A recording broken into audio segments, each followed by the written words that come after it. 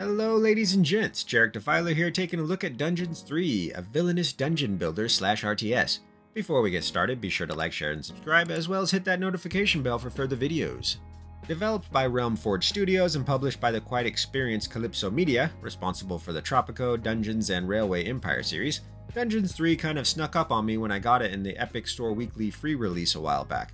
I had heard of the Dungeons series, but never actually tried any of them, which is odd because I am a fan of RTS and sim builders. From what I gather, the series is heavily influenced by the infamous Dungeon Keeper of 1997, another of which I have yet to try.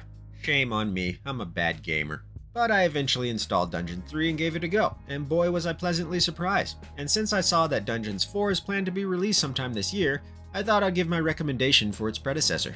Dungeons 3 is simply a dungeon builder with some RTS elements. You play the villain in the story, and the majority of your time will be spent building your dungeon and defending it from invading heroes. You hire monsters, which entails a pool of horde greenskins, demons, and undead. Each of these races have different hirelings of their own, such as orcs and naga for horde, and arachnids and succubi for demons. Each class will have their own abilities and fighting style. For example, an undead lich, or whatever, is basically your ice mage type, while goblins are your rogues, sneaking behind enemies and stabbing them, and then succubi will seduce your enemies in combat, allowing them to fight for you. Lots of fun options here and unique builds you can do, or you can just jack of all trades it and get a few of everything. Undead can't be healed but resurrect upon death, demons heal themselves and are immortal, so once they die they respawn in their chambers, and the horde units are basically your grunts that can be healed but will die permanently unless you have an undead crypt that can revive them.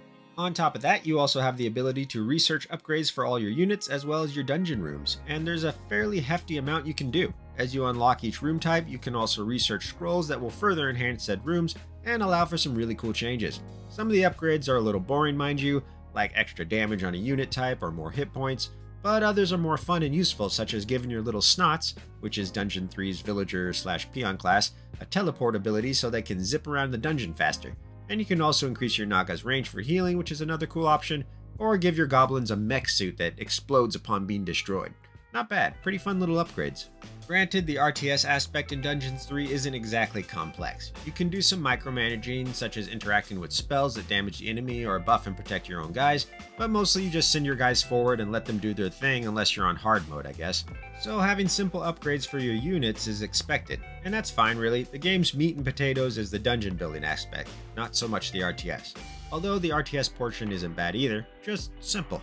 Don't expect a lot of complexity here is what I'm trying to get across if I haven't already. The game is designed to be accessible to everyone, and that's fine.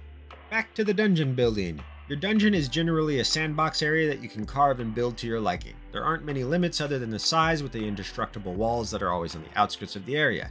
You may have some surprise rooms where you stumble into a spider or lizard den and have to wipe them out before building, so some fun little actions are there. But mostly the dungeon is your playground to do with as you wish. You can pick up your guys and place them in certain tasks, or allow them to free roam and do whatever they want willy-nilly. There is a bit of micromanaging there if you choose. That said, you do need to defend your dungeon from invading heroes that will grow in strength as the match progresses. They will attempt to reach and destroy your dungeon heart, which will lose you the match. However, they will also attempt to destroy everything on their way there, like your snots, your army, or doors.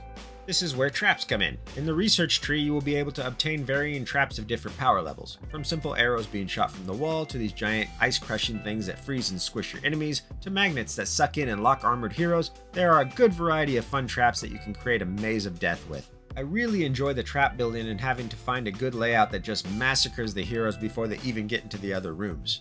Now, depending on what type of match you're doing, campaign or skirmish, the dungeon and overworld, the area above ground where the RTS aspect comes into play, may be procedurally generated. In the campaign, everything is static, I believe, meaning the maps will always be the same. However, in skirmish mode, you have many options of different type of matches with their own parameters. Some of these will have a random seed generator for your overworld and dungeon, so you can always have a new experience depending on the map. There are also multiplayer options here where you can do a PvP or co-op match. However, there were absolutely zero games going on upon recording this, so I couldn't research the multiplayer function. There is a PvP and co-op component to it, just not sure how it fares as I could not do it. The game is a smaller 2017 release after all, not exactly super popular. One of the downsides of being a patient gamer, unfortunately. So keep in mind this may be something you want to try out with your gaming crew. Now, how does the story fare? Personally, I rather enjoyed the story as well as its execution, humor, and themes. Dungeons 3 is very satirical and comical. It doesn't take itself seriously at all and will often break the fourth wall, much to its gain. I personally love the dry, sarcastic humor, most prominent in the game's narrator, who does a fantastic job. He refers to you, the player, as the evil, but he will mix it up depending on the situation. For example, during the tutorials, we'll have him saying this. Ah, the still learning the ropes evil had decided to try the excellent tutorials. Good choice. In this childishly simple introductory mission, it would learn the basics of dungeon management. Things like digging, building rooms, and hiring and firing creatures. Everything a novice evil needs to know. And when you continue and interrupt his break, he'll call you this. The keeping the narrator from his hard-earned drink and his lovely Marvel comic book evil commenced yet another tutorial. I love it. The voice acting is very good among all the characters from what I've seen, and the theme of you being this villainous overlord fighting all that is good is quite a fun change of pace, especially since the supposed good heroes aren't really that good. There's nuance there. That said, there are options to tame down the narrator in case people don't want to hear his banter. You can even turn him off fully if you want. I personally have him set to frequent because I like him and his style of humor, and I appreciate the sheer amount of writing involved, as there is quite a bit of it and he doesn't tend to repeat himself that often in my experience. Dungeons 3 holds several homages to other games throughout its playthrough. For instance, the graphical style alone is obviously influenced by the Warcraft series. Hell, Thanos, the main antagonist in the campaign, is straight up Uther. But you'll also have satirical characters like Jaina Overproud, a spin on Jaina Proudmoore of Warcraft infamy. Little things like that are scattered throughout the game, and it makes for some fun times when you're a gaming enthusiast like yours truly. There's also some pop culture nods to celebrities and that of your minions' names. Most of your guys will have funny names like Snoffer or Snupsy, while others will have generic titles like Wendy or Ingrid. But occasionally you'll find Atias Swift, Mill Cyrus, Alan Morissette, or Kaya Raknili. Just these fun little goofy references that bring some character to the game. One really cool thing that developers did well is controller integration. The game was released on consoles the same time it was on PC, so the integration was always there, but it's actually really well done for PC, much to my surprise. They designed different menus for the controller, mainly the standard options wheel that you see on consoles. And it's seamless, so you can switch between controller and mouse and keyboard on the fly without having a selection option for it. I just picked up my controller, the game registered it, and immediately changed to the controller layout. Really good stuff that I wish other developers would take the time to optimize in their UI rather than just changing the button icons, because there is a vast difference between playing on a monitor that is 2 feet from your face and playing on a TV that's across the entire room. So things like large UI, large tabs, large font size, or controller wheels don't really have a place in PC options. And the developers of Dungeons 3 seems to know that because the PC UI and options are very well done, and the controller works really well too. I didn't struggle with it and it was very intuitive. Now, what can Dungeons 3 improve on? Well, I think the RTS aspect could be expanded on a little bit with things like attack move, better AI, and some form options like having your tankier guys in the front with your weaker range units in the back. But that's kind of another part of my criticism. You don't really need all that because you just throw a massive army at your enemies and it always gets the job done. So maybe some more depth to the RTS element would be nice.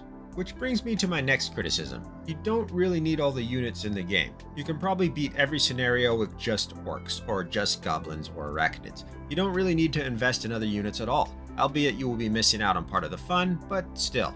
I guess you can argue this is player choice, but perhaps it means the base game is a bit too easy. However, there is a hellish mode, so I'm not sure if the criticism is valid for everyone. I don't mind because I get almost every unit anyways because I find it fun, but for those who might be bothered by that sort of thing, be warned. That said, the game is very casual and not really designed to be this hardcore challenge. My next complaint is that the DLCs don't seem to be worth it. I haven't tried any of the DLCs mainly because they entail only 3 missions each and don't offer much else from what I gather. And given the mixed Steam reviews, they aren't really worth picking up. So I can't really comment as I have no experience with them. But to pay $5 or so for 3 missions, not sure if I find that value worth it because there doesn't seem to be much replayability in that regard.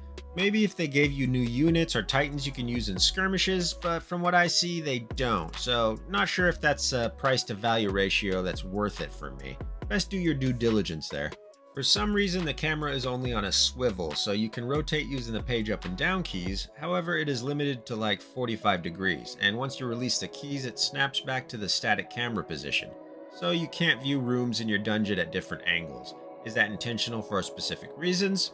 Not sure, but would like a free camera rotation myself. So there you have it, Dungeons 3 ladies and gentlemen. A very simple yet highly enjoyable romp that is accessible to everyone. There's a decent amount of replayability in skirmishes or campaign with harder difficulties. The humor is subjective, but I found it to my liking. Some might not enjoy it though. I'm not sure if veterans of other dungeon builders will have as much enjoyment as I, as this was my first dungeon building game, and from what I've read, it's not nearly as complex as Dungeon Keeper, for example. But ultimately, I would recommend going in not taking the game too seriously. Just have fun with it and appreciate it for what it is. A simple, fun game that just wants to make jokes and have a good time. I highly recommend it in that light. So here's to Dungeons 3. This has been Jarek Defiler. Be sure to like, share, and subscribe, and I'll see you all in the next video. You have a good morning, afternoon, evening, or night depending on where you are. Take her easy.